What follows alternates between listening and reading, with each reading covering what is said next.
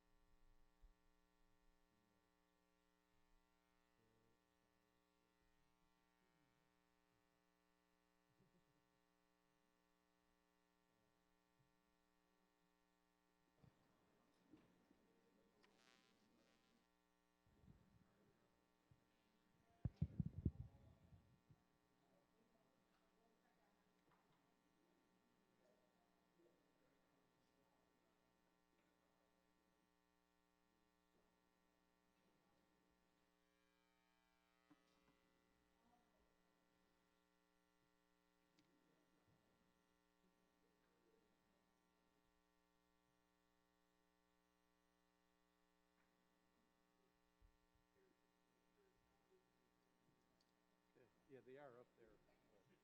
Yes, I dropped off.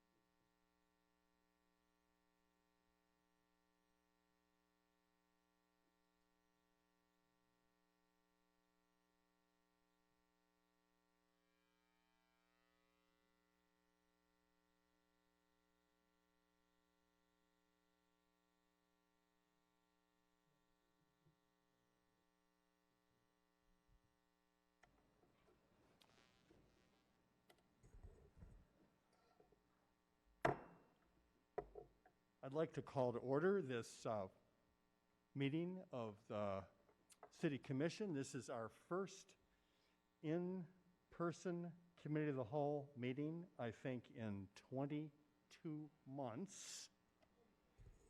And it is the first Committee of the Whole meeting in person for at least 3 individuals that are sitting up here. And I'd like to say hi again to everyone. Commissioner Hoffman, we missed you last time. Very nice to have you back here in person with us. Thank you so much, Dan. And these Committee of the Whole meetings are special work meetings with a particular agenda in mind that we have, so that anyone who's interested can watch and engage with us as we focus on a particular topic. So this Committee of the Whole meeting is now called to order for Tuesday, January 18th, 2022. Deputy Clerk Moss, can you please call the roll? Commissioner Decker. Present. Commissioner Hess. Present. Commissioner Hoffman. Present. Commissioner Juarez. Present. Commissioner Pradel. Present. Vice Mayor Cooney. Present. Mayor Anderson. Here. Thank you so much. City Manager Ritzma, are there any communications? None, Your Honor. Thank you, Manager Ritzma. Now is the time on our agenda for public comments. Now that we are in person, certainly you can provide public comments here in the chambers. As you come up to provide comments, please provide your name, and you'll have 3 minutes. And I also want to give a moment here to Deputy City Manager Jeff Chamberlain. Will you please let people know how they can provide public comments remotely. Sure, people can call in, and they can call in at 888-382-9556, and those comments will be played live after any in-person comments that we have here tonight. Okay, thank you, Deputy City Manager Chamberlain. Yes, sir, go ahead. Hi. Mr. Stanley, are you aware that any communications or concerns that you have must be in writing to staff at the City Kalamazoo Hall? Am I allowed to address you tonight, or am I going to be arrested? I saw a cop back there earlier. Is this a criminal misdemeanor to address you? Nobody signed this. I have no idea who wrote this. Deputy City Manager Chamberlain handed it to me. It's dated October 22nd, 2021, when I was a political candidate. Our political candidates in the City of Kalamazoo allowed to address the City Commission?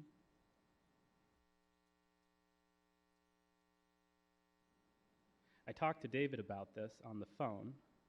I also talked to him about my dog at large ticket where I was at the dog park. He said that he would look into it and get back to me. I'm still waiting. That was like 3 months ago.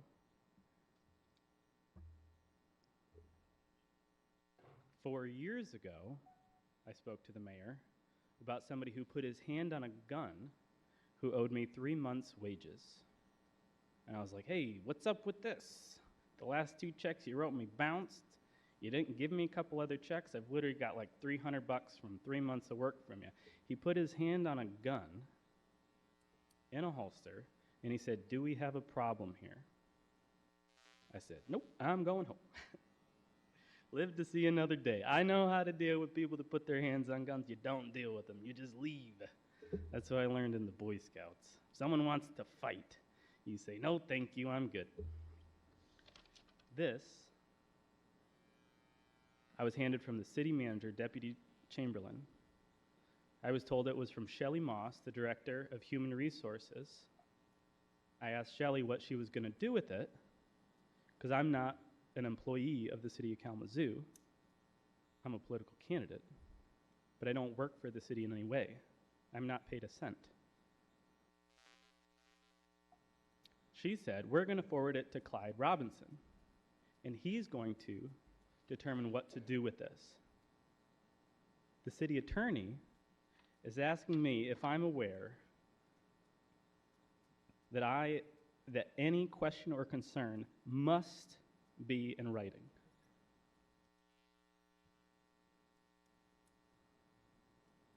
Am I committing a misdemeanor right now? I got court on. Thank you. Next, please.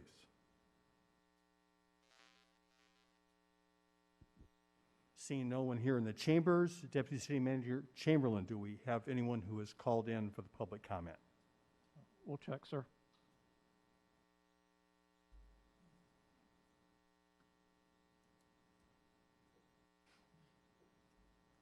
It appears we do not have any call-in calls. Thank you, DCM Chamberlain.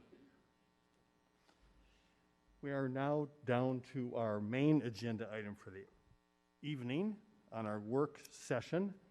City Manager Ritzma. Thank you, Mayor Anderson. And tonight, we would like to go through a presentation on our utilities, our water and wastewater.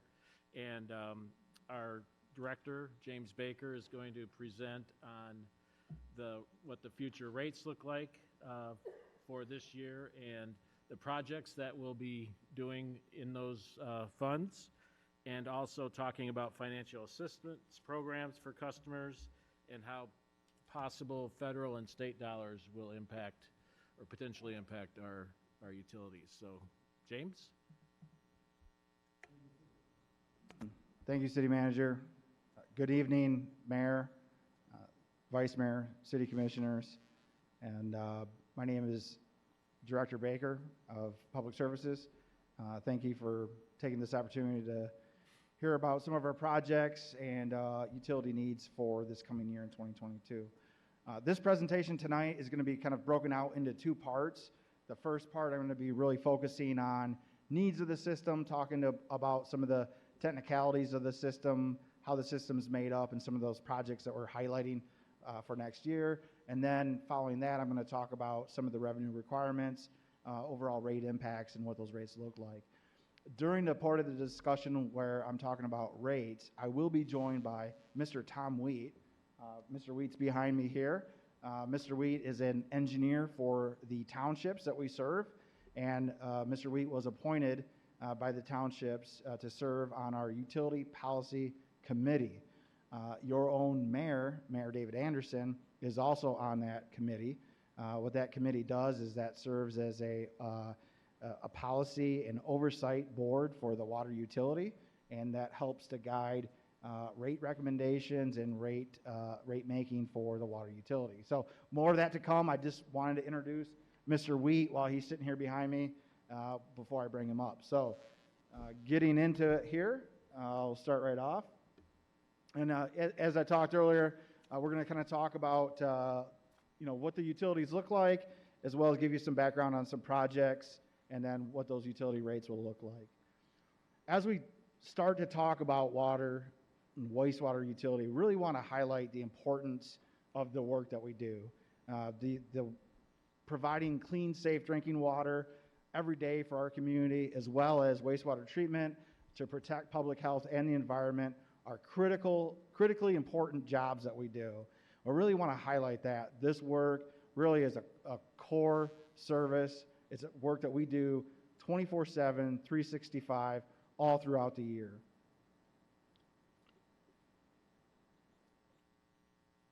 I'll give you a system map. This is what our water utility looks like. This is our service district. As you see, we provide service from the core city Kalamazoo itself, within city limits, as well as a lot of surrounding jurisdictions, municipalities, townships that are surrounding us. There is a small sliver of City of Portage that we provide service to. Now, City of Portage does have its own drinking water system, but we serve customers that lie north of 94. Give you some facts and figures about our water system. Overall, there's a lot of numbers here, data points. Really, what this is telling you is that Kalamazoo has a large water utility. And in terms of the size of the city of Kalamazoo proper, I think we're somewhere in the neighborhood of 75,000 residents. This utility, the water utility, serves a connected population of about 190,000 residents. In terms of utility size, the Kalamazoo drinking water system is the largest groundwater utility in the state of Michigan. Overall utility size, we're the 5th largest utility in the state of Michigan. Wastewater has a slightly different customer base. We serve the entire city of Portage because we have the treatment plant. So Portage has their own sewer system. All the sewer systems that you see here are owned outright by their own township or municipality. And then Kalamazoo, we provide the operations and maintenance for it. And then Kalamazoo has the single treatment plant, and that treatment plant's within the city. So some specifics, Kalamazoo has a really unique wastewater treatment plant. This is a wastewater treatment plant that was first built, put in operation in 1955. We had, some real good thinking and cooperation amongst the city and township partners in the early 60s that developed what was called a joint treatment plant at the time, joint city township treatment plant, that then grew and became a pretty large treatment plant. It received over $100 million of federal grants and subsidies in the early 80s, and it was built specifically to handle industrial waste streams to include pharmaceutical waste. So this is a purpose-built treatment plant designed to be able to handle community waste streams as well as industrial waste streams to include pharmaceutical waste. And again, more data and figures that let you know that this is a big treatment plant, this is a big wastewater system. We're going to talk a little bit about our capital projects. There's a whole lot of capital projects that we're doing If you look into your budget packets, or if you look into some of the previous presentations, you know, there's literal line items that go on for 4 to 6 pages of specific projects. So really what we're just doing right now is highlighting some of those bigger impacts in some of those functional areas. Things like lead service line replacements, cast iron water main replacement, storage tanks. These are water towers, you know, building big new water towers so that we can provide redundancy within the system and resiliency for water need. Station improvements. These are water quality improvements that we're making at the station itself, and then also focusing on wastewater, looking at odor control and tertiary treatment. Talking a little bit about lead service lines, Kalamazoo is really dedicated to lead service line replacements. The city of Kalamazoo started a replacement schedule in 2017 that would put us on pace to replace all lead service lines in Kalamazoo within 20 years. So in 2017, we embarked upon a journey to have all service lines replaced by the year 2037. We make annual progress towards that goal. Our annual progress goal is 500 replacements per year. In 2021, we shattered our previous all-time record of 589 with 914 lead service line replacements. It was nearly double our goal. This was really made possible by 2 scenarios. One is that we have large project areas. If you see here on the map, you have a blue project area. That's our East Kalamazoo lead service line replacement project. And you have kind of a pink or red area. That's our North Kalamazoo lead service line replacement project area. So we work within these project areas with a contractor. And that contractor bid and award that work. It's a local contractor, and they're dedicated to replace, you know, set services street by street by street. So we just, you know, literally camp the contractors out in these neighborhoods and just tell them, you know, go replace every lead service line. We then have city crews geared up to respond in real time to any test results that are over to action level, so that city crews are replacing lead service lines as well. And those city crews are working all throughout the area. So that you see, when we complete a street, it looks like a caterpillar. So you see there's like caterpillars that are really densely populated within that blue area. That's the East Kalamazoo project. We're nearly done with that. But you see sections of caterpillar all throughout the city. And our city crews responding to you know, lead results that are over action level, or lead results that are of concern that we would want to replace that service line. We're able to respond in real time. We've done over 200 lead service line replacements with city crews. So just an outstanding year. We really wanted to lift that up and make that known.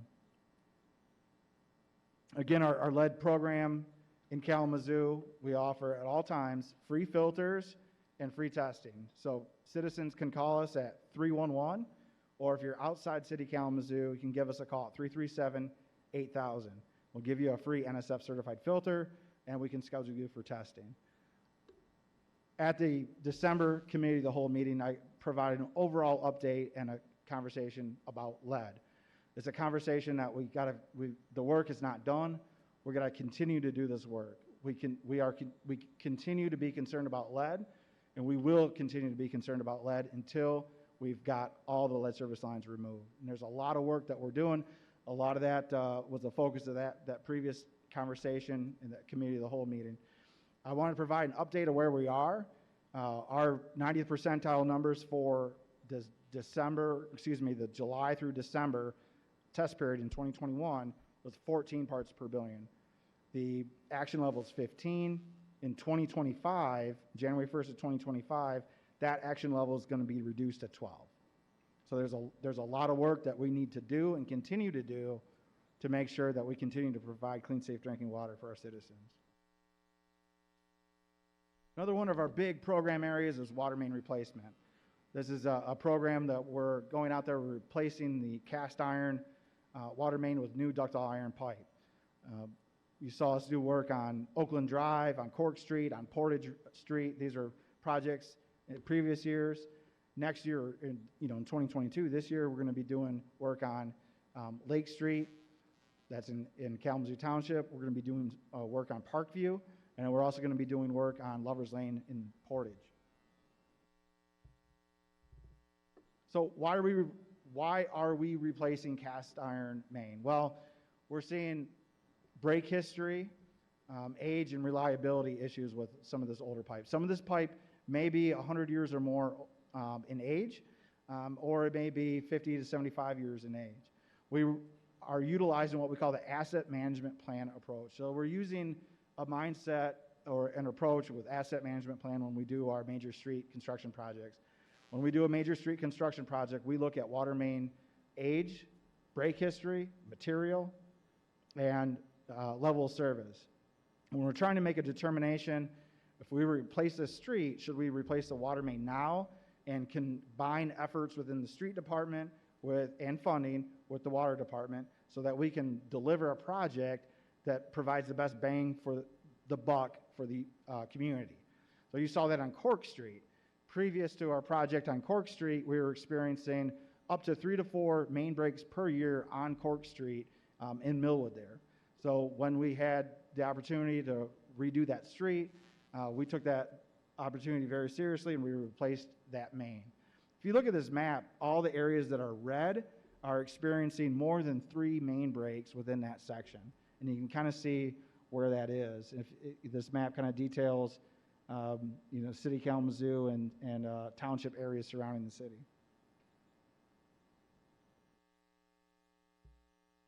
So some additional focus on water main type work is water main looping. These are larger diameter mains, what we call our transmission mains. Similar to like transmission lines in electricity, these are lines that are carrying the majority of flow from one area to another. It's kind of like a highway, if you will, for the water. It's going from one district to another, and it's really moving a lot of water. So we've got some projects lined up that are going to focus to increase reliability with that. One of those is our 33rd Street project out in Comstock, and another one is that Parkview project. Storage is a big component of water reliability and water systems. We've got to have that water in the air in the water towers that, when we experience power outages, when we have fluctuations in demand, it's kind of like a dampener, if you will, that helps to kind of, it's like a shock absorber for the system that helps spread out the water demand throughout the system. And there's a new tower in 131, and there's another new tower in Texas, and we continue to do this work. So if you've driven by 131 lately, you see a new tower, the Promise logo on that just went into operation in 2020, and then our new tower in Texas will go into operation in 22. Another big component of work is our station improvements. This is where we talk about optimized corrosion control, making improvements at the station that help with water quality, both in terms for corrosion control, but also the iron removal, the iron sequestration. So we're looking to select and implement some chemistry changes that are going to help to optimize our corrosion control as well as the iron removal.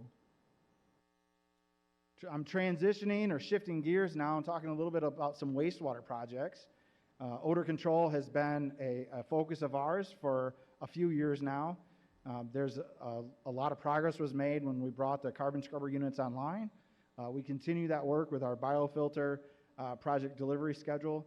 Some elements of that have been awarded already. That work continues. We'll have additional elements that will be awarded and constructed throughout 2022 and into 2023. There's also a lot of increase in scope that we've been doing with our EnviroSuite odor monitoring. This is kind of the platform that we use to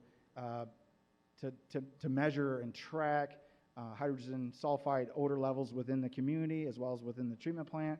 We've got an online portal now to community members can make odor observations directly to us.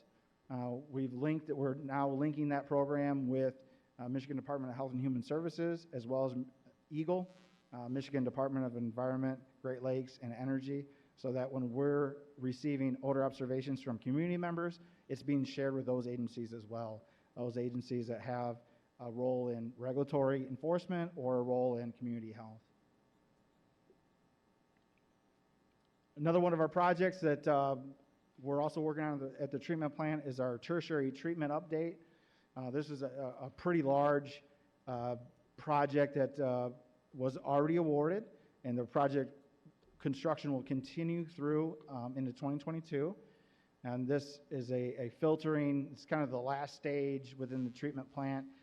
The main components of treatment are preliminary, primary, secondary, and then tertiary. This is the tertiary process that we're talking about. And we're removing filter elements that were put in place in 1985, and we're updating those with modern elements and everything of that nature.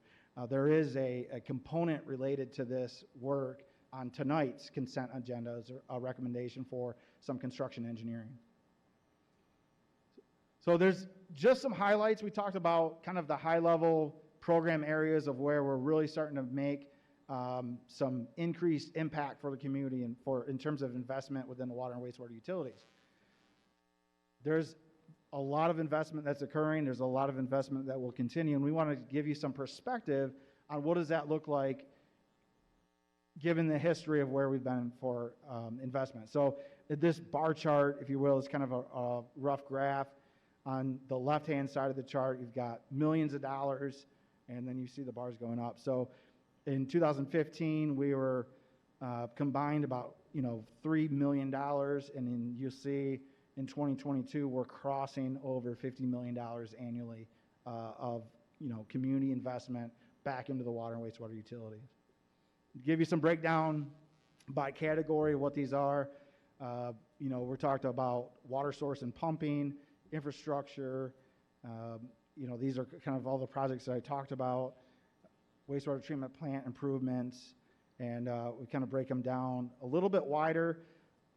Inside your budget package, you actually have the line items of specific projects. I'd be happy to go into any of those details, but that just gives you a broad understanding of where some of those dollars are getting programmed.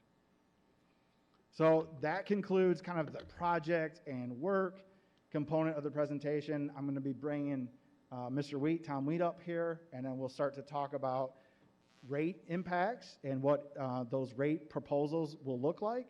I'll pause here if there's any questions related to projects, technical questions about the plants or the performance of water, wastewater. I'll be glad to answer those. Thank you very much, Director Baker. Thanks for giving us a break here for an opportunity for some questions. Any questions from Commission as it relates to this first section of the report that's been provided to us? Commissioner Hoffman, please.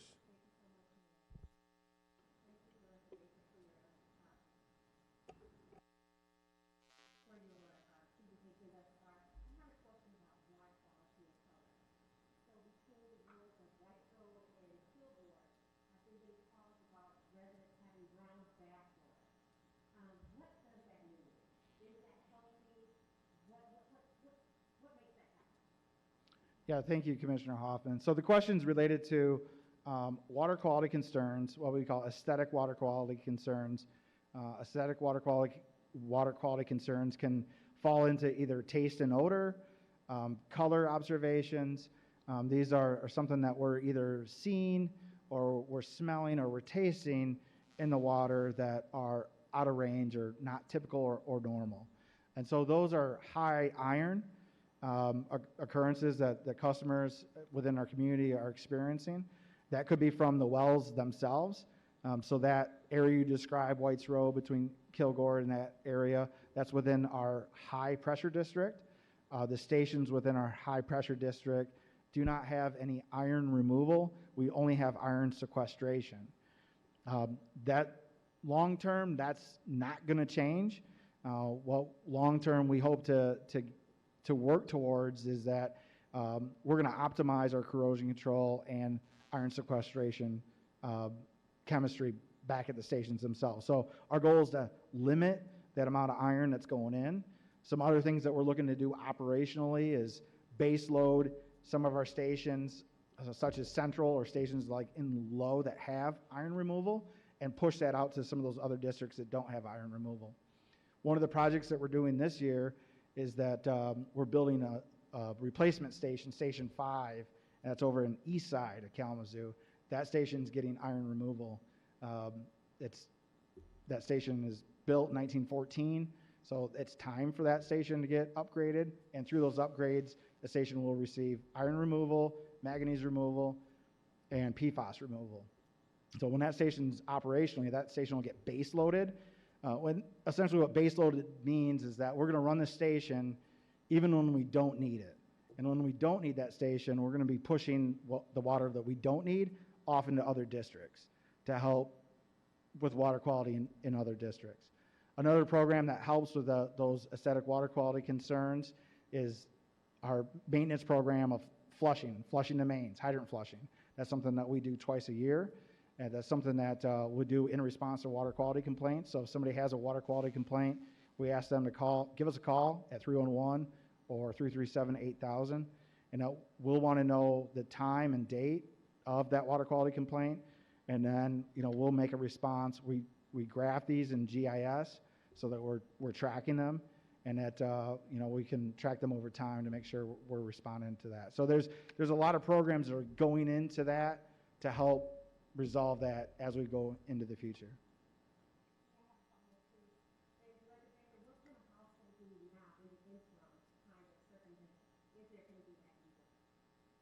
No, that's a great question. What can homeowners do now if they experience one of these water quality concerns? And that's a great question. That's something that a lot of our community members have and may have experienced a lot over time. Commissioner Pradel has worked with us in the past and has come in and has asked some of these questions so that we could share those with customers and have those online. So one of the things that we're going to ask you to do right away is to run your cold water and to try to flush that out within the home. And the reason for that is oftentimes these aesthetic water quality concerns are acute. So something happened, whether there was a fire or we flushed a hydrant or a different well came on, and there's like what we call a slug or an acute occurrence came through the main of some high iron water that your house now pulled it up. But you may be at work, you may be somewhere else not using the water. So the water may be clear in the main, and what we're asking you to now do is run that water for about 5 minutes to see if we can clear that up. And what that does, that will tell us if the water in the main is now clear, and so we can start pulling that in, or if not, if we need to come out and then do some directional flushing.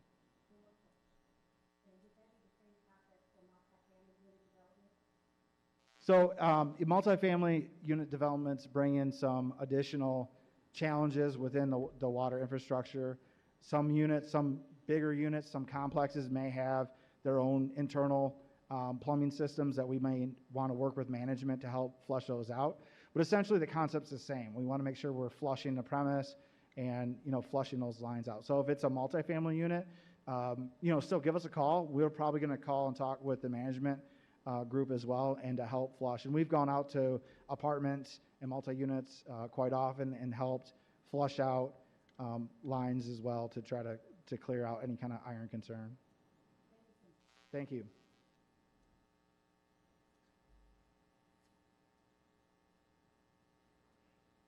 Director Baker, just a follow-up question to that. Are there things that people can install on their faucets or in their home plumbing systems that will help pull some of that rust out of their water as well? Certainly, yeah, there is. So when we talk about rust or kind of the broad spectrum of water quality concerns, there are things that folks could add, whole house filters.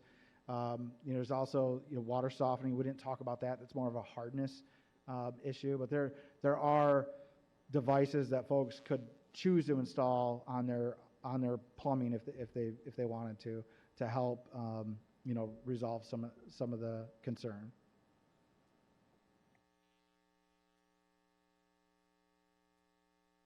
Okay, if there's no further questions, we'll get into the proposed rates. Question from Commissioner Prey. Oh, certainly. Hey, Director Baker. I just had a question about the tertiary project that's coming up here this next year into 2023.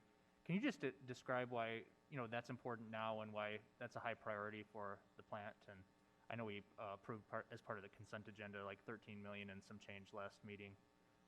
So it's obviously a very big capital project, but I was just wondering if you could kind of explain that project and how that was prioritized now and why it's so important right now.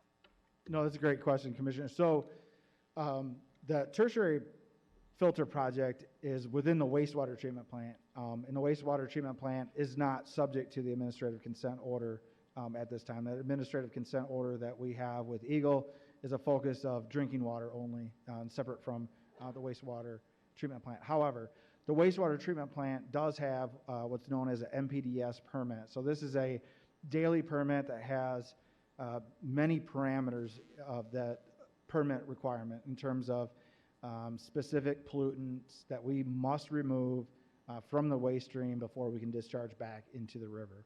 And so that tertiary process is a critical component of permit compliance, meaning that the tertiary process has to be fully operational for us to meet our permit. And with the facility aging since 1985 and a lot of those elements, that the reliability of that process and the ability for that process to continue to meet permit requirements needed some investment. Really kind of needed that work to go on. And this is something that we've, talked about every year that I've been on commission, I'm sure probably before that. And we definitely, do receive some outreach from some residents who have expressed, concerns about the rate increases in recent years. I was just wondering if you can just kind of make the case for, why that investment is so important right now and critically important that we don't miss this opportunity to catch up with a lot of these infrastructure projects. No, certainly. And this is, some of the challenge of this work is that these are enterprise funds, and I know that word might not mean anything to anybody. Essentially what that means is that the water system has to pay for the water system. This is, really a community-owned utility. The citizens of Kalamazoo and the citizens of the townships own the water system. They own the wastewater system. And just like something you own, like your home, you have to invest in it. And so if you have a roof that leaks or if you have a sump pump that doesn't work, you've got to put the money in. And we are at a point with our infrastructure that we are at a point where we have to invest. And whether that investment is due to lead service line replacements, cast iron main replacements, getting at the actual treatment, the water chemistry to ensure that we're getting after the iron concerns and everything like that, or if that's at the treatment plant where we have to meet a regulatory permit requirement before we can discharge back to the Kalamazoo River. So we, as a community, we have to pull together to invest in this, really this asset. It's, kind of one asset as we talk about the drinking water system, although there's more than, 15,000 linear assets. We've got, a slide up here that shows you all the details of numbers of 8,000 hydrants and everything else like that. And it's a big system. It's a big system that has to work. It's a big system that has to work 24/7, 365, so that our children can get a drink when they wake up in the middle of the night and they are safe and protected. It's so that our communities remain safe from a fire protection standpoint. When our houses catch on fire and public safety has to respond to that, we have to have a water system that works. We've got to have a water system that can push max day demand. We've got to have water towers that got enough water in them so that they can handle a fire at a factory, so that it can handle a fire at a hospital. We are a large community. We're the economic, manufacturing, business, public health, and safety center of Southwest Michigan. We have the 5th largest utility in the state of Michigan. We've got to maintain it. This is our responsibility.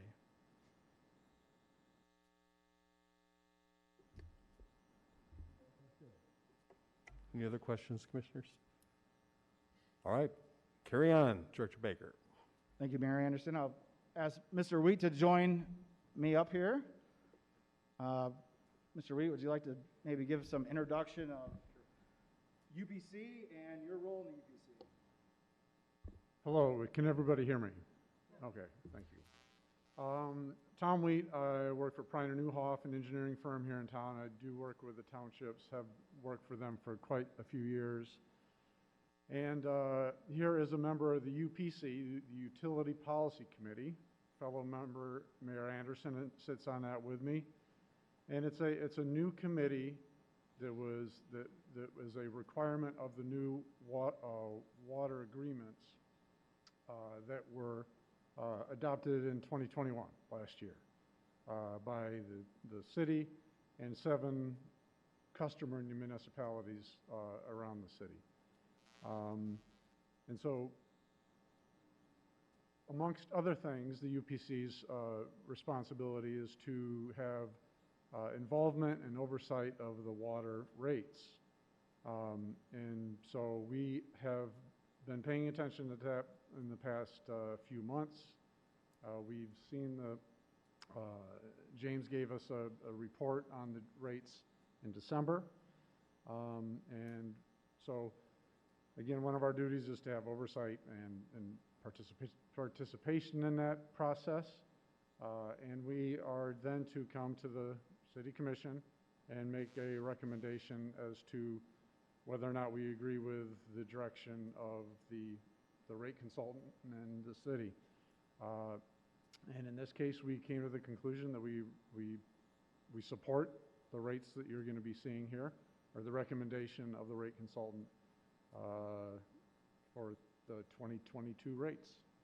So it's really, we wanted to be here more as an introduction because it's a new thing, and we'll be here every year from here on out.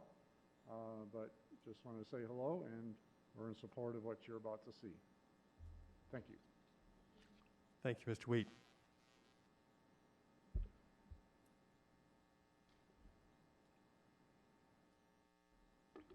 So as we get into this, we just want to reiterate that, these systems, water and wastewater, are public-owned utilities, that the dollars that residents pay within their utility bills pay for the operation, maintenance, and improvement of our utilities.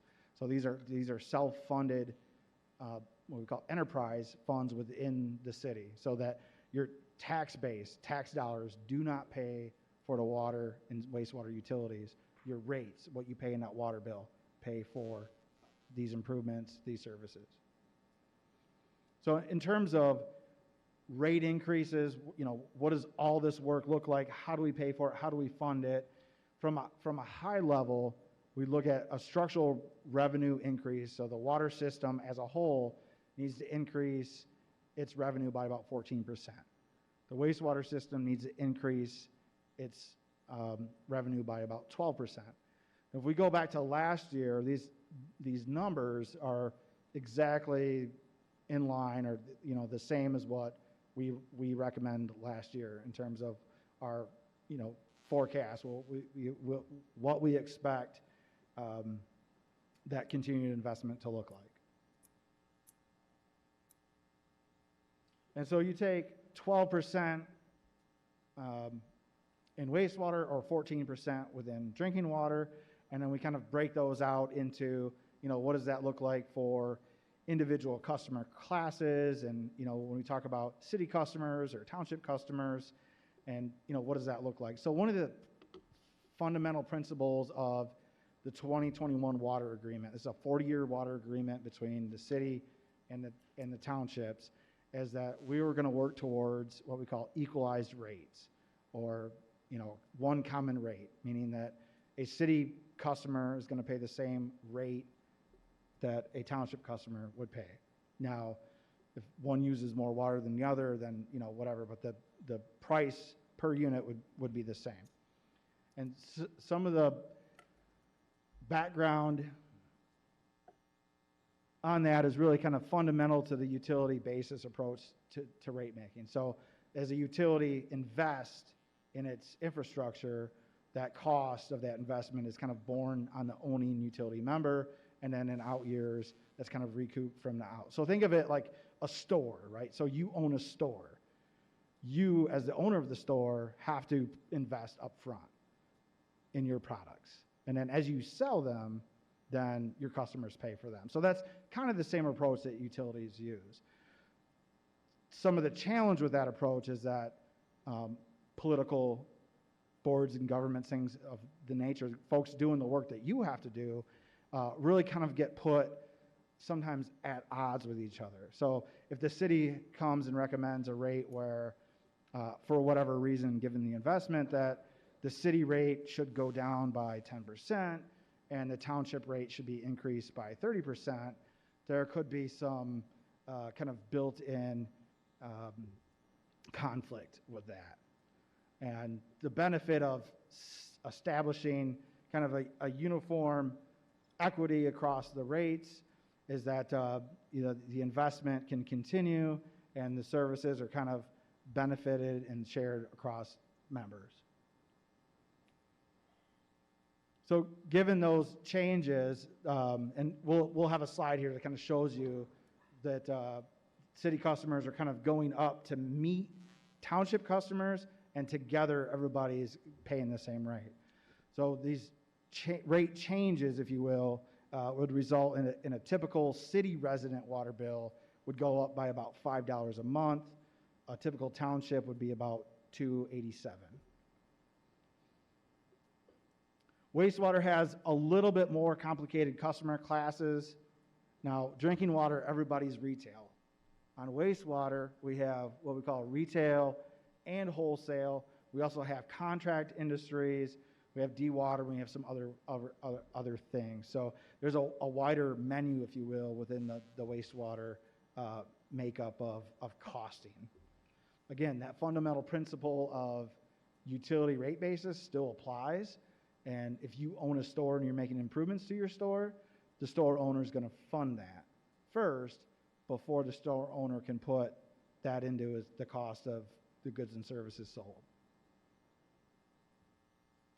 City customer rate increase per month for a typical wastewater bill would be about $367 per month. A township would be about $1.26 per month. So this slide this shows you some kind of graphically what we're talking about in terms of city customers and township customers. So city customers, the blue line has been increasing over the years. It's now matches the red line. And moving forward, the blue and red line will be together. The blue line city customers on wastewater continues to be below the township rate, but it is moving up. It moves up as that investment increases. This is together. This is these lines, the blue again, City Kalamazoo, red, township customers. These are together, your water and wastewater together. So what does this all mean? Throwing a lot of numbers at you here, but this is the overall total impact. We're expecting, based on our proposed rate package, that city customers combined with their water and wastewater bills together would pay about $867 per month more than they currently are right now. And township customers would pay about $413 per month more than they are right now. This bar chart on the right really kind of illustrates where we compare to other communities. So the kind of orange bar is Kalamazoo. That's inside, that's city customers, of where they would be after these proposed rate increases go into effect. And that green, dark green bar is where our township customers would be after these proposed changes went into effect. And you see, in comparison, we remain on the lower side of that scale. We remain below average for Michigan comparable utilities.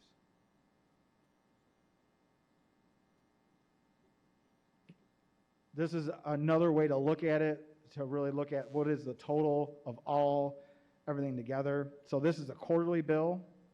So you'd get about 4 times a year a total bill that would be about $134 for city customers and about $153 for non-city customers. So this quarterly, 4 times per year. Talk about some of the future and some of the uncertainty in utility funds. Certainly we're looking at, these industries we're really heavy into fixed cost, meaning that, if the treatment plant can run the closest to full capacity, that's going to be most cost effective, but the cost to run that treatment plant is, really heavily kind of formatted into fixed cost. As we see changes in usage that could affect our costs, unmet capital needs, we are seeing some supply chain disruptions on some of our jobs. We have yet to get into a full year of bid opening to look at what are proposed cost versus actual bid amount. But overall, there are some kind of unique challenges to utilities that present some uncertainty. And this uncertainty really is kind of preparation for next year. So, the rate recommendations we have that will come before you, we're holding to those recommendations. But as we provide that outlook for next year and upcoming years, these are some of the things that may happen that may challenge us. So we now want to talk about, okay, so we've got a lot of need in our community. We've got a need to invest in our water utilities. We also understand what that concern for our customers are. We want to make sure that we're helping our customers, and we've identified resources and pathways for our customers to get help. One of the programs that we're going to continue on into 2022 is our Helping Neighbors program. This is a program where we saw participation by over 4,000 households within our utility in the last year to identify things they can use to help become more sustainable, which has a result on your pocketbook to help lower those utility bills. There's a partnership with Consumers Energy to help lower water and gas bills within homes. This program also offers the opportunity for an in-home inspection where contractors can come in and help identify areas within the home that can help to lower utility costs, things like plumbing leaks or inefficient fixtures, things of that nature. We had over 400 now homes participate in that to actually get an inspection and get recommendations for upgrades to utilities and things of that nature. Folks that are income qualified quite often qualify to have those recommendations completed at no cost to them. Folks that don't meet the income requirements will have those as recommendations that they can make if they choose to make home improvements. Another program that we have in place is our Kalamazoo Water Affordability Program. We were awarded a grant by Eagle this last year to participate and start a water affordability program. So this is a really in-depth study of our community and our future water needs. And really the program goals here are to identify a program that we can come forward in 2023 with the goal of implementing potentially in 2024 to actually have a water affordability program in place. We'll continue our delinquent shutoff suspension. So in March of 2020, we suspended indefinitely all water shutoffs due to non-payment. We continued that through all 2020. We continued that all throughout 2021, and we will continue that throughout 2022. So there's a big concern or weight that's on some of our families here in Kalamazoo that may be struggling to make ends meet, and may be struggling to meet their utility bills. They do not have to live in fear that the water department is going to come shut the water off. We will not do that. If folks have bills that are in arrears, we will work with them. We will work with the county and try to get folks some financial support that they may need to carry that utility bill, but we will not be going out and shutting off that water. We also have payment plans and extensions that we could work with folks on, and we have a smart meter program that we're currently working through attrition, but in future years, I think 2026, I believe, is a big, large program where that we're going to get a lot of those meters installed.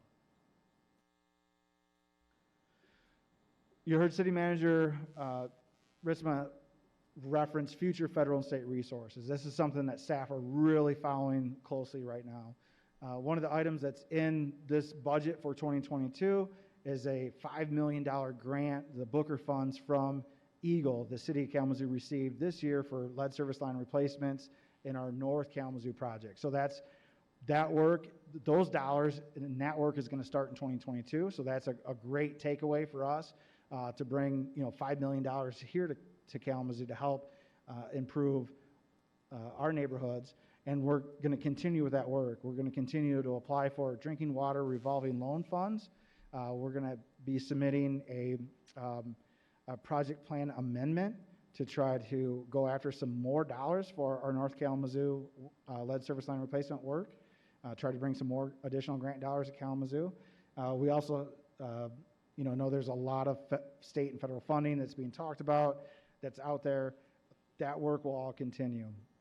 That will, if we're successful in bringing those dollars to Kalamazoo in the mechanism of grants, that will limit future rate increases. So right now, that's not part of this, and these rate recommendations are for fiscal year 2022. If we do get some of these state and federal dollars, those will offset future rate increases. So those will offset revenue requirement needs for 23, 24, and future years. Next steps, we propose bringing to the City Commission for first reading on February 7th, wastewater rate ordinance and water rate ordinance. These are essentially the rate packages that are needed. Those are ordinances. Those require 2 meetings. And then so the second meeting would be February 21st, at which point we'll request action. So that's all I have, Your Honor, and I'll open it up for discussion. Thank you very much, Director Baker, and thank you, Tom Wheat, for joining us here this evening. So I really appreciate your, attempt at simplifying what is a very, very dense topic, both on the engineering and investment side and on the how do we pay for it side. So that's a lot of information for us to digest here. I just want to remind all of us, of course, particularly those who are watching in, that this is not for action this evening. This is for information this evening. And just as a reminder, this proposal on rates, which is something we do act on, as we approve all the capital investments. Some of them we've already approved borrowing money for some of our capital investments we tend to make on our water and wastewater side. But we make the decision for this system. If you know, it is a regional system. It is the City Commission that makes this rate decision. And since it's an ordinance, this comes to us twice. It will come to us for first reading at our business meeting, our 7 o'clock meeting on February 7th, and then it will come to us for action at our second meeting in February. So at this time, it's further, obviously we'll have other opportunities for more discussion about this. No one has to think up every question right now. It's certainly something we can mull on a little bit. We'll have an opportunity to come back, and I know that Director Baker will be with us here again as we move through this process. So any other questions for tonight for Director Baker? Commissioner Hoffman.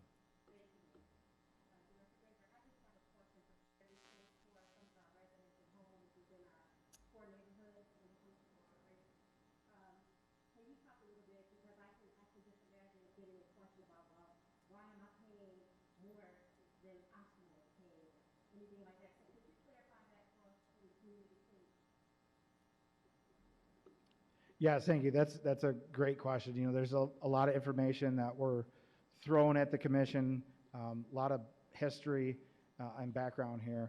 I do want to clarify that city customers won't be paying more. And this slide helps, it's our best attempt to illustrate what those total bills would look like. So for a city customer in one of our core neighborhoods or any of our neighborhoods, we have 22 neighborhoods in City Kalamazoo. A typical customer would be about $134. A township customer would be about $153. So the city customer would continue to pay less in the total bill aspect of it. Now for drinking water, just the drinking water itself, all customers would be at $82 on a typical bill. And a lot of the background has to do with rate making and the utility basis. I guess I best summarize it with the shop owner approach that I attempted to make, is that when you're making investments and you own something, that's on you to make, and then as you're selling that product, then you can recoup those dollars back. And to put it in perspective for the utility, the utility pays for, say, the new water main when it goes in. We bond for that, so we've got to pay that, and we pay all those costs associated with that. As that asset gets depreciated and we're no longer paying the debt service on that asset, so that debt service requirement kind of drops off from the revenue requirement, we're still collecting dollars on rate of return and on depreciated value if the asset life is greater than its bonded debt service life. So what does that all mean? It means that the shop owner pays for it up front, and then as he sells or she sells things to the customers, then they're kind of paying for it at that aspect of it. When we entered into our 7-year negotiation process with the townships to kind of get at our final 40-year long-term agreement, we really looked at where the investment needs of the utility were and what these cost burdens would bed on city customers. So following that rate arc, city customers would have been paying more for water than township customers.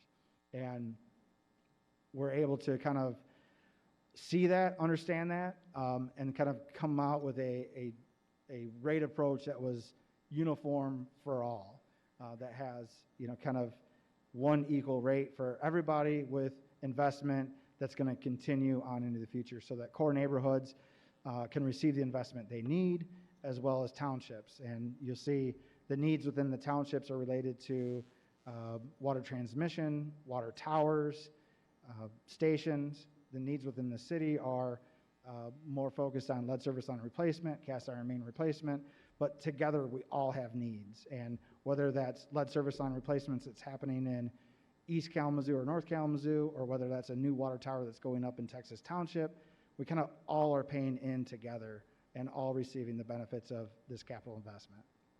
So to be clear, this has nothing to do with property values for any neighborhood or municipality? Correct. So this entire utility is a separate business from the general obligation or the property tax aspect of it.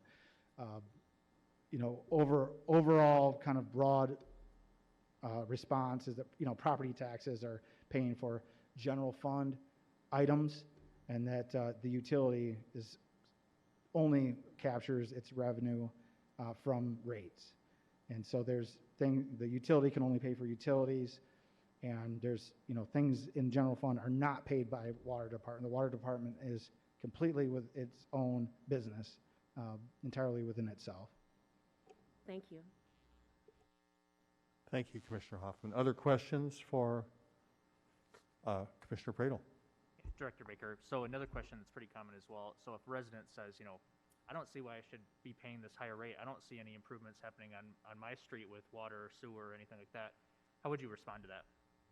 Yeah, certainly, as one customer out of 196,000 people, there's often going to be the times of, why do I have to pay for the rest of this? And, understand that this is, a lot of work that's needed to increase the reliability, the resiliency of the overall system in whole. So, we look at lead service line replacements. This is a huge program. This is 20-year commitment from 2017 to 2037. Its initial sticker price, if we looked at 2017 dollars, would be about $100 million of investment over a 20-year period. And so there's about 10,000 homes that would benefit from having a lead service line replaced. So of our system, we've got about 42,000 to 43,000 homes in our system. That's 25%. 25% of our customer base are going to have a direct benefit from a lead service line replacement. So what about the other 75%? Well, we start looking at other project needs. Look at cast iron main replacement. Cast iron main replacement, we've got an outstanding need of about $300 million of cast iron main replacement. So the benefit from that is really all customers. In the cast iron main replacement, we see increase in reliability so that when we've got fires, we can put those fires out. We have reduced occurrence of water main breaks. We have increased water quality to where we're not dealing with those iron, rust, and sediment, those acidic water quality issues. And overall, our entire system benefits from that. We also have benefits outside of the water utility. We start getting into larger community benefits. What are the community benefits to have reduced community exposure to lead? What are community benefits to having, increased reliability of our water system to where you might be driving down Cork Street and you can make that drive down Cork Street uninhibited because there's not a water main break today on Cork Street. And so a lot of these things go into our overall quality of life. And while we might not see that overwhelming benefit when we get up in the middle of the night and we turn the water on, it's there. We have the benefit of that it does work. And we don't have to go through that negative experience of not having water or having a fire where the fire chief or, Chief Coakley is calling me saying that we don't have enough water in the system to put out this fire. Or we can't get traffic down this road because we have yet another water main break. So, we can demonstrate direct benefits, but I think those indirect benefits can be so much greater when we start looking at the investment needs of our water utility. Commissioner Hess. Just a few comments and a question, Director Baker. Thank you for your great attention and your early attention to lead service line replacements. Kalamazoo is doing it well, and we're doing it comprehensively. So thank you so much for that as a concern for all the citizens of Kalamazoo.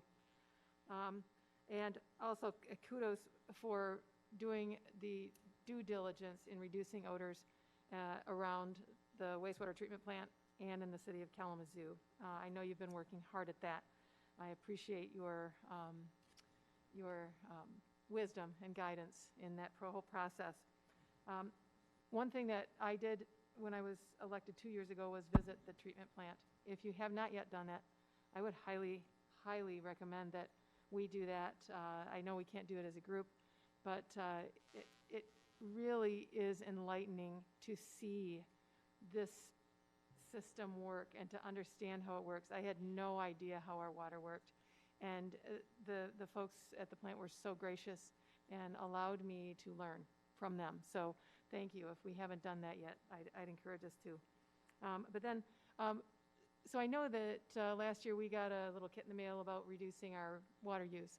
So if someone really is concerned about their water rates, how can they, I know that they can go with the consumer's program, but how can we look at how we're using our water and how we can reduce our bill if that's a possibility?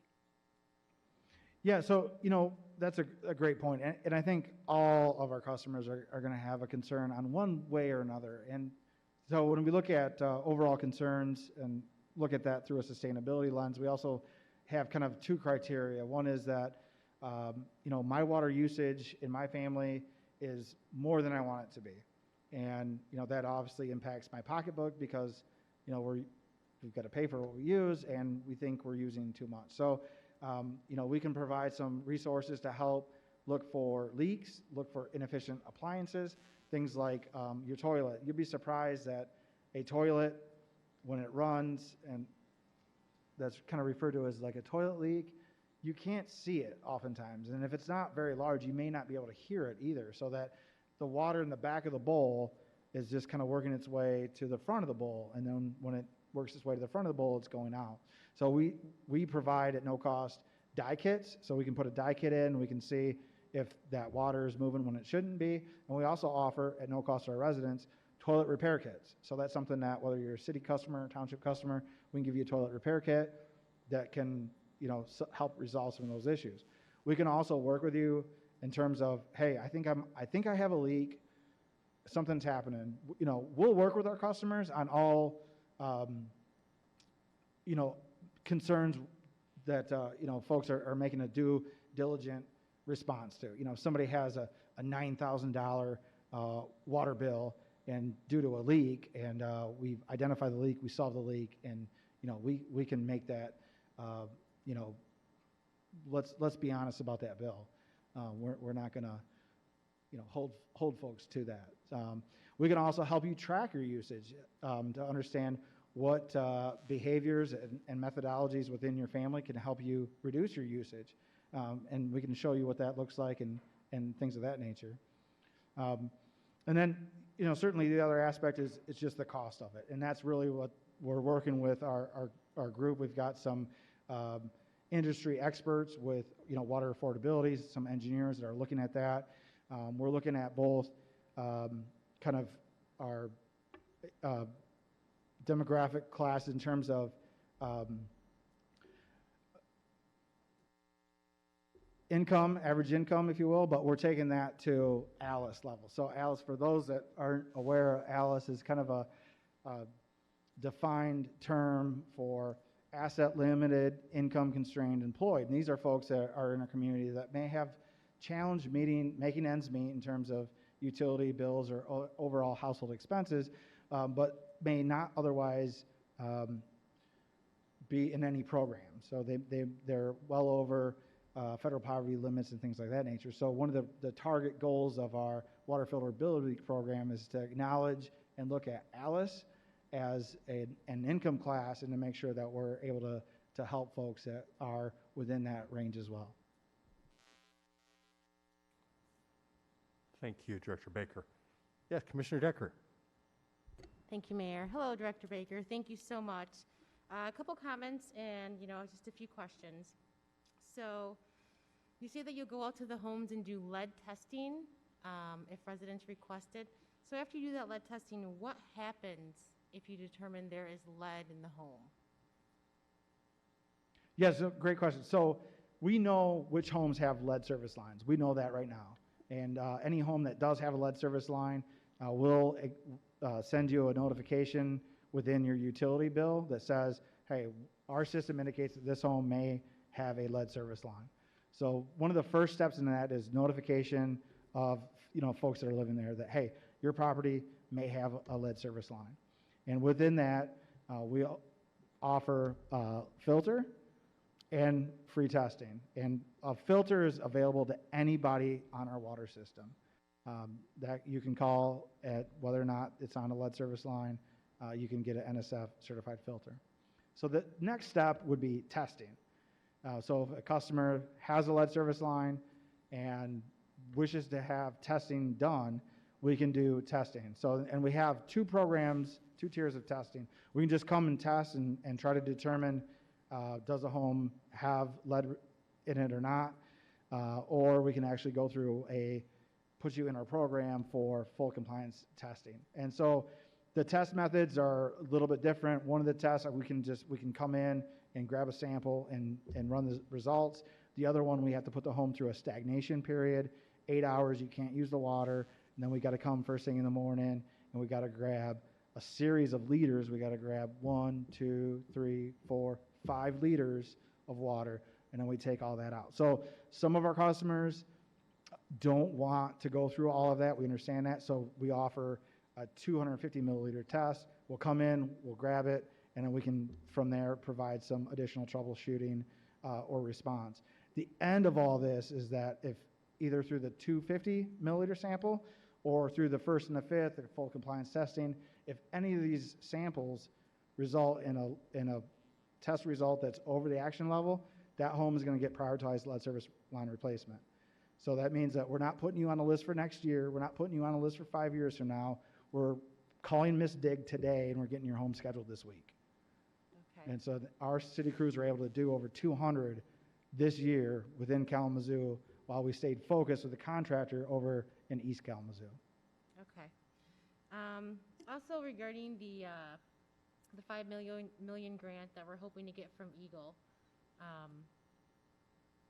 did I say that correctly? We're hoping to get that. We haven't received that So yet, or have we?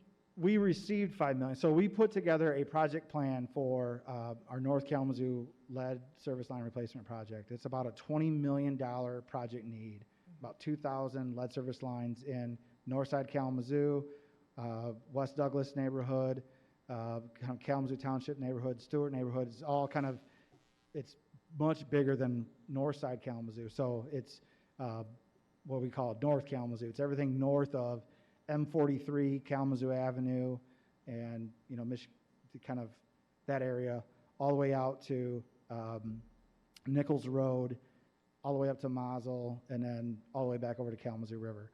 So that was a huge project area. So that project plan, about $20 million, we submitted that to Eagle as a funding request. You know, we wanted $20 million, honestly. We received $5 million as a grant. So that's here. We've got that, and we're going to work on that. That will start in the spring. So what we're also doing is that we're going to take another bite at the apple. We're going to resubmit that plan under an amended project plan. We're going to add in some additional project needs within the community, some 4 to 6 upsizing, some cast iron main replacement projects that need to happen. We're going to kind of bundle that together and resubmit it with the goal to get additional grant dollars so that we can take advantage of some of the resources that the state of Michigan has made available through many different funds, and so we can bring those dollars to Kalamazoo and not have to pay for that through rates. Okay, thank you. Just a couple of quick comments. We did do a rate increase last year, and now we're looking to put into place another one for the infrastructure. I believe that we do need to invest in the infrastructure. As you said, we're replacing 100-year-old lead pipes, some between 50 and 75 years old. But we also have to be forward-thinking and thinking of the population of the city of Kalamazoo and also the net migration of individuals that are coming here. And I believe you guys are also taking into account, the new homes that are going to be built, the increase in the water usage that is going to be there. You guys are forward-thinking of 10, 20, 30 years ahead, so our system can accommodate this usage as we move forward.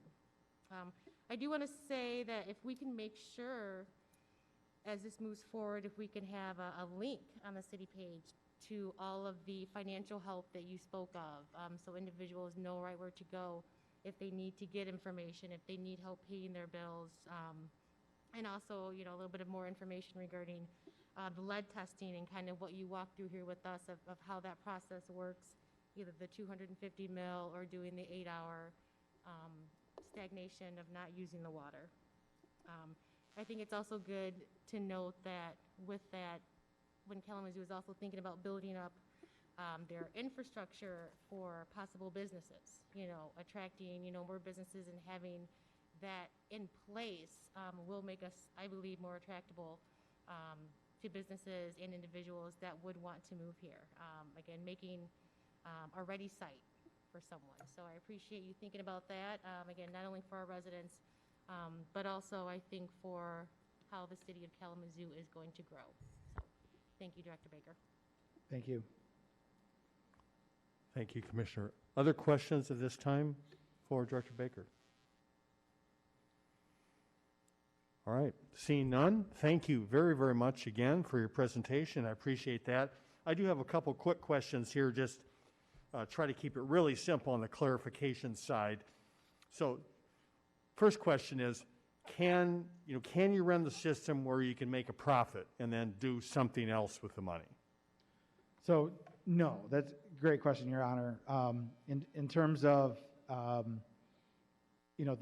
there's state laws that prevent there. So this is an enterprise fund. The expenditures have to be within the water department. So we couldn't take dollars elsewhere.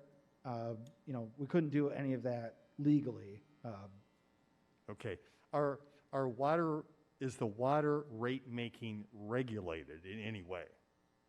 Yes, it is. It is regulated. I'd say that the simple answer, that I can give from my position is that there's communication, transparency, and oversight.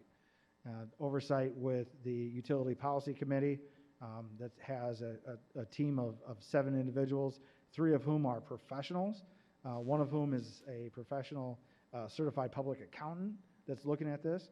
All of this is voted on and acted on by the public board here. Those are rate recommendations that you'll see that will be included with the packet that you'll receive on the 7th, which will have in it a water rate report, a wastewater rate report. Those were prepared by rate consultants, as well as those ordinances, so that you can get a full detail of that. Getting outside of my lane, Getting into the legalities of this, we'll have our finance director and CFO, Mr. Facinzi, that could potentially provide some comments. You also, anytime we use the word legal, that really shouldn't come out of my mouth as an engineer. That should be the gentleman sitting next to you, the city attorney, to get into those items. So there's a broad brush of checks and balances and oversight that are in place to help to ensure that everything is on the up and up. And so we do contract with a professional who specializes also in generating water rates, which is a combination of, actual operating costs and paying back your borrowing. So we contract for that assistance to help us come up with our proposed water rates as well. That's correct. Yeah. Are we allowed to have some money in a savings account, so to speak, a fund balance in either one of our funds, and is that regulated at all? Well, yeah, certainly there is. There's the utility has to be able to cover rainy days, right? Things like in 2020 we had the crosstown water main break that caught us by surprise. That was a transmission main that blew apart the roadway in 3 sections, some of which were 12 foot deep, and the repair of that cost over $1 million. And that wasn't budgeted, so to speak. There's lesser examples of these unbudgeted bumps in the road that come up from time to time. We also have restrictive covenants that are a component of our bond. So when we bond as a utility, it's somewhat similar to you as an individual going out and, say, getting a loan for a car or something of that nature. And the banker may tell you, okay, well, this is what I need from you. You've got to have, the payments due by the 15th, and I want to see this and that. You better carry an insurance on that car, and if you're late with the payment, I'm going to come get the car, and those things. We go through a similar process with when we bond as a public utility, and some of these requirements are, you got to have some money in your savings account. You got to make sure that if the city has a bad day, you can continue to cover your operational expenses, and you better make that bond payment because, don't make us do the repossession of a water main project that's going to be a little uglier than that Ford Pinto we sold you earlier. So that all being said, there's a lot of things that are in play for that. There's also, we have on our Utility Policy Committee webpage that's under City Boards and Commissions, there's a lot of documents related to rates and financial policy. One of the documents that we have in place is the City of Kalamazoo Utility Financial Policy. And within that sets a lot of these goalposts or guidelines for what has to occur within these water rates. We also have the water contract, that 40-year water contract that I referenced with the townships.